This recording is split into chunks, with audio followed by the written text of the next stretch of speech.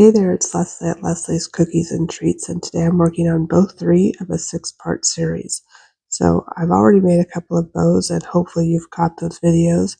So I'm just going to speed through the first part of this bow, and I'll leave a link to those other videos that you can go back and watch it if you haven't seen them already. And now that we're done with the bow that's kind of in the back, I will slow the video down and show you how I did the front part of the bow. So I let all of these parts of the bow dry for about 20 minutes, and now I'm going to go back in with my red icing in a 15-second consistency and flood in the rest of the bow.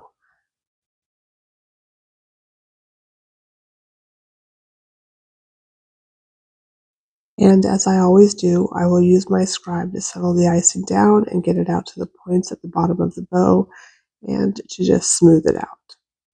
If you find that your scribe or your toothpick is making a bigger mess than it is smoothing it out, wipe off the icing on your scribe and then just barely tap it into the icing. And once I was done with this, I let my bow dry again. It's actually been drying overnight, so I can scratch on it with my scribe and do an outline of where I want the center of the bow to go and where I want the little loops at the bottom to be. And this is just a guide, so I know where I want to place my next layer of royal icing. You don't have to do this, but I find it to be very helpful. So now I'm just going to take my red icing again and outline where I just made my scratch marks and flood that in so that I have some dimension to this bow. And once again, I'll use my scribe, or you can use a toothpick to settle the icing down and get it into the points at the corners of this bow. And then I'll go ahead and give it a little shake to help smooth the icing out. Now I want to use a wet on wet effect to add some polka dots to this bow, so I'm going to immediately grab my white icing while the red icing is still wet and touch down and make little dots going across my bow. And then I'm going to repeat the process on the other side.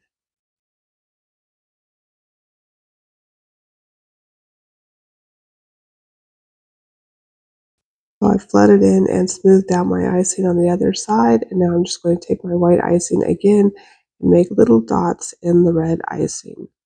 You can also do this after the red icing has dried, but then your dots will be raised above the bow. And then I want to make dots in the little loops underneath, so I'm going to use some color solution from the sugar art and some white edible dust from the sugar art. And I just mixed it in the cap because you can rehydrate it over and over again with the sugar art color solution. And I'm just going to use a detail brush and make little white dots in the back part of the loop. I'll leave a link to the products I used in the description. And once I finish with this, I let the cookie dry again for about another 20 minutes. And then we can go back in now and add in the center of the bow. I'm just going to outline the center and flood that in and use my scribe to settle the icing down. And then once again, I'm going to go ahead and add the white dots to the center of the bow. You could just leave it red. It's completely up to you. And then I'll let the bow dry again. And once it dries, I'm going to come back in and add a couple of lines to look like creases coming off the center of the bow and to outline the bow loops.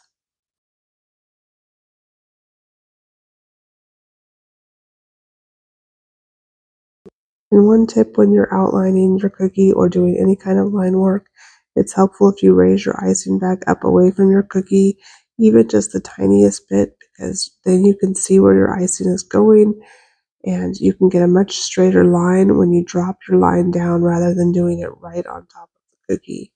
Now, if you're outlining and your lines don't go exactly where you want them to go, you can take a paintbrush, get it wet, wipe off all the water on a paper towel, and then gently move your line where you want it to go. Make sure the icing underneath is completely dry before you do this technique, otherwise be very careful so you don't dent the still damp icing underneath. And once we finish outlining our sections of the bow, this cookie will be done. I think it's super adorable. It would go great in any Minnie Mouse set. And here are the other bows in the series. I'll leave links in the description if you haven't caught any of the other ones. And I really thank you for watching. I hope you found this enjoyable and you learned something. I'll see you next time.